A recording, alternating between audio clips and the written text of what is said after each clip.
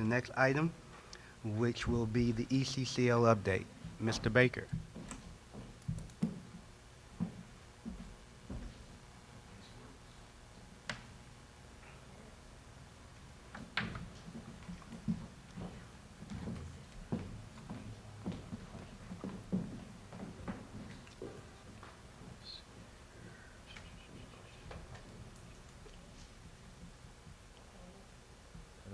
Okay, great.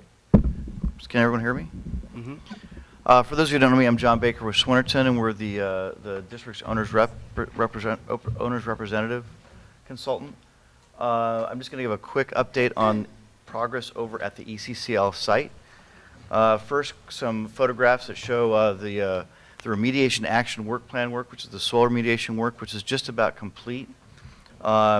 Just a quick overview. When we started about a month ago, we had a number of monitoring equipment in place to monitor dust, hazardous materials, and other items to make sure that they did not impact the surrounding community. This is actually a dust monitor. We staged equipment and trucks on the site. This is on the side of the old school. You can see the gym behind it, and that's kind of our staging area. The first work we did was placing down some plastic sheeting before we did soil stockpiling, so this was about 3 weeks ago. This is the first demolition. There is an area which we call the methane area, which is areas of soil where methane had been indicated maybe evident, so that was the first work we did was excavate that that soil, and then that's a little close up there, and then stockpile that soil and sample it. So we had about 200 truckloads of soil off-hauled from the site. Of the soil was excavated and tested, approximately 40% of it could remain on site. And I want to remind this group that the State Department of Toxic Substance Control has extremely high standards for soil on educational facility sites. So only the soil which was really truly clean remained on site. We did off-haul another about 40% to what's considered a clean soil, clean for other uses, but not for schools. Soil that can be used for Caltrans fill, for example. And we did about 20% of the soil was off-hauled, was what's called Class 1, and that is soil which has enough, in this case, low-end toxic substances like lead paint, etc. That was actually hauled out of state because the state of California does not have places to put that soil.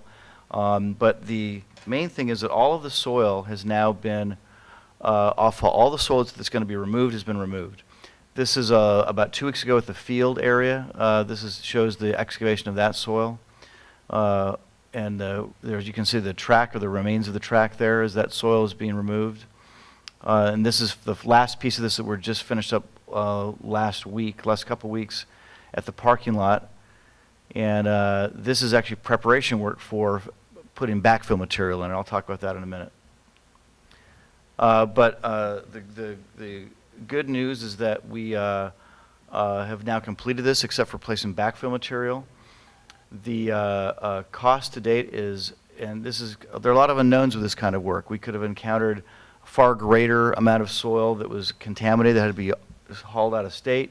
We could have found a larger area than the testing information showed us. But we're right about on the cost approved to date by the district, which is actually a little bit below our budget. And this is probably the highest risk part of the project in terms of cost, is unforeseen soil conditions.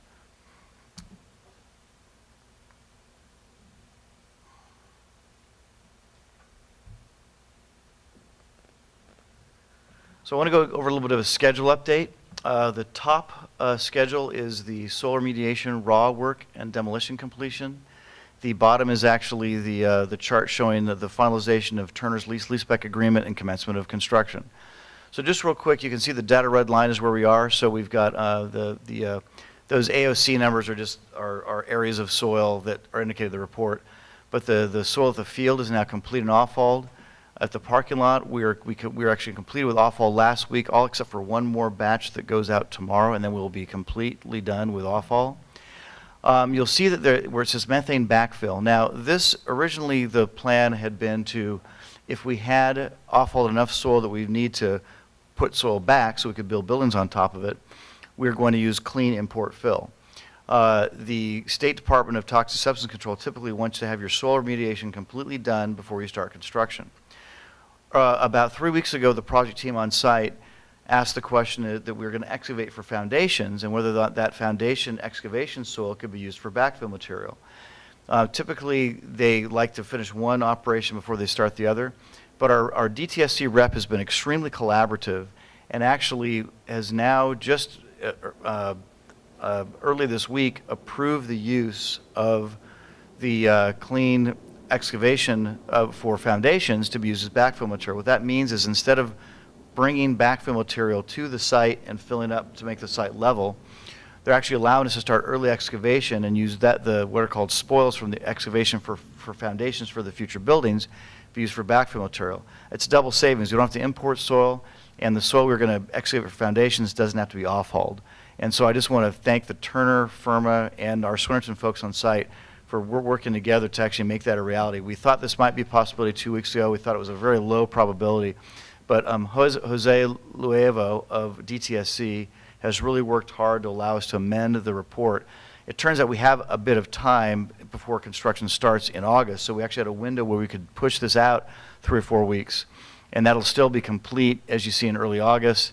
He's also allowed us to do a report now before that backfill is placed, which is also an exception of their usual process.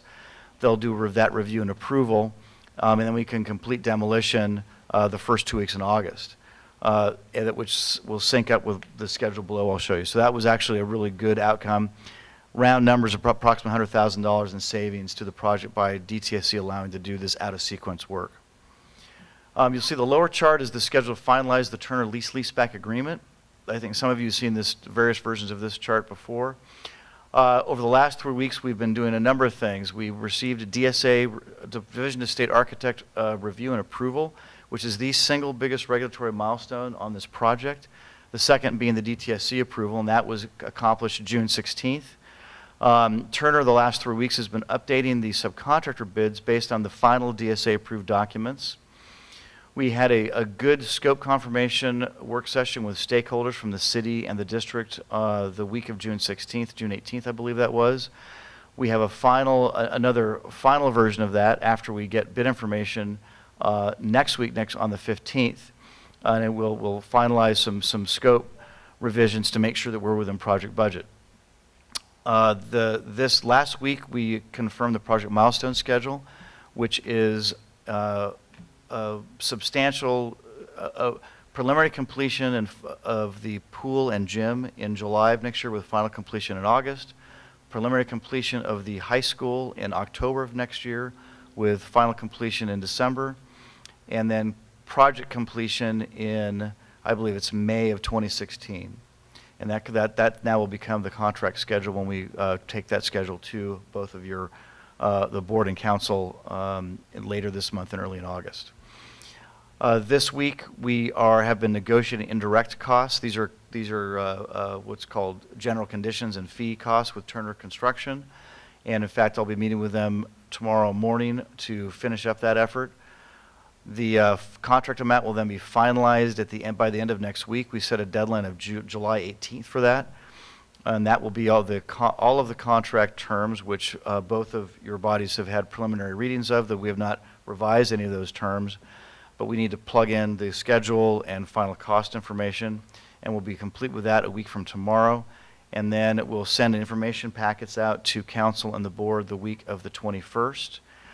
There is a special meeting of the board scheduled for the 30th of July for approval of the Turner lease-leaseback agreement and the joint operating agreement.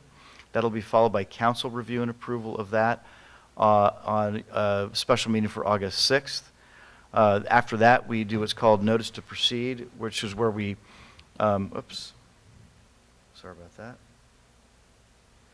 Which is where we get all the bonding and insurance documents and things of that nature from Turner, and with actual mobilization and construction of the project, which will be rough grading and foundation work starting in mid-August.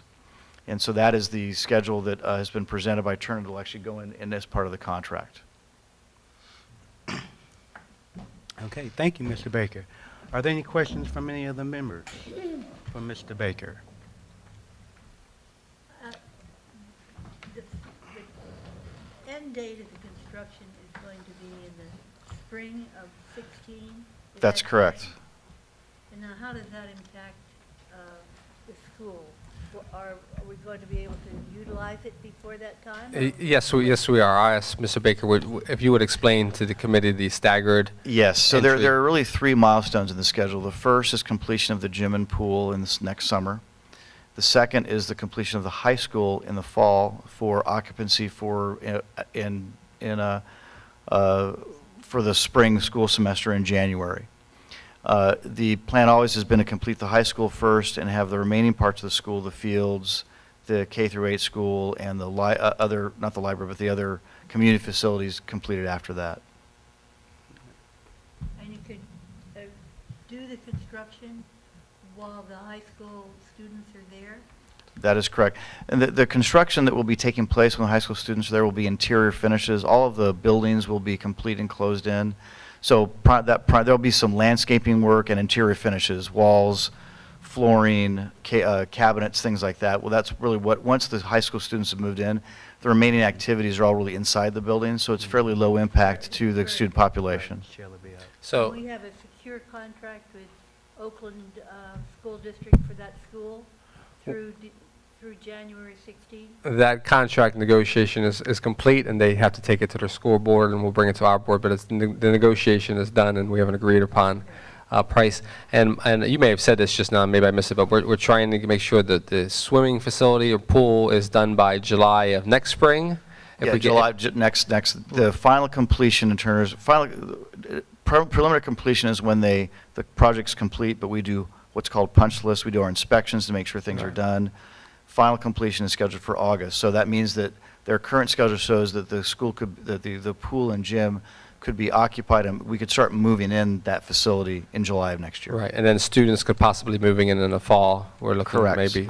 The schedule's been, the strategy behind the schedule has been to have the preliminary completion, or what's called substantial completion, in October, so that we could move in over the Thanksgiving holiday. And one of the idea behind that is that Oakland Unified may want to have some of the holiday period in December to move into the current facility. That hasn't been determined yet, but the idea is that we would at least have the opportunity to start doing move-in at the Thanksgiving holiday of next year. And what is happening with the furniture and things like that? Is there a track for that that's That's being it. required? That's I know in the that's budget. not construction, but I'm asking the school district, they have a plan. I believe, isn't that in the budget? Yes, I think that if you recall the budget, Included in the Mhm. yeah, the budget presentation that was made to the council and also has been made to the board, the total project budget is approximately $90 million. Of that, approximately $60 million is the Turner construction contract. The remainder of that is consultant fees, soft costs, but also furniture, fixtures, and equipment. There's approximately, if memory serves me, about $4 million for furniture. So that will be parallel to the construction. Once we start construction, we're going to be ramping up the selection of furniture with the architectural consultants and procurement of that. That's a parallel track to construction. It's kind of important that the teachers and the students have some kind of input into the furniture. Is the school board consider that? School board We staff have- and They have already, they have? My understanding is there was some student input, but and then I think what we're going to need to do is, If we can have greater as we're input. going along, we're going to check the amount of furniture that has been purchased so far, because if there is the availability in the timeline and process to include students in looking at some more alternative types of furniture, when we're looking at 21st century classrooms and how they are different, then yes, I have started to explore a few companies that offer those kinds of things, but I will first need to assess with Mr. Baker what we've purchased so far, what we have budgeted so far for that item. But I would definitely be, I am already thinking about that and looking for opportunities for Because that. I think millennials have a little different attitude toward furniture than we do. Yes, Yeah, I think yes. in the original design, students had an input on Mhm. what that design looked like for furnitures and how they were laid out. But I Yeah, think what's been developed is a program, a list, a furniture list Right. and a budget. My understanding is that there were stakeholders, and I believe students, involved in that original effort. yeah, There still is design work to do. Even though construction is off and running, the design, if you will, of the furniture needs to take place, the finalized design. And there's a member of the architectural team who's going to be leading that effort, along with stakeholders, and that can include students. We have not done that yet. Right. The schedule for that is going to be in this coming fall as we start construction. Then we shift to the furniture selection, and that stakeholder process will then take Yeah. place, including students, teachers, Right. city, Right. That's and good, 'cause district the more reps. buy-in Good. you get from the users, Right. the Right. better it's gonna work for everybody. exactly. But the input to date has been on sort of the design of the cabinetry and the classrooms and, That was in the schematic. yeah, design. in the schematic design. Right. And the approach from the schematic is for very flexible sort of configurations, not just traditional, factory-style classrooms, but very kind of, multiple configuration. Right. Okay. Any other questions, comments? Mr. Baker, thank you very much. Mr. Baker, can we get this? Can you email this one page to the? Sure. this committee? Yeah, I typically forward these to Lisa Tamaray, and then I always do that but Okay. I'll coordinate with. If you can ask her to the forward that district on to office to do the that. city Yeah. schools committee, I Sure. think people Okay. would appreciate having Sure. it. Okay. So, with that being said, we'll move on to the next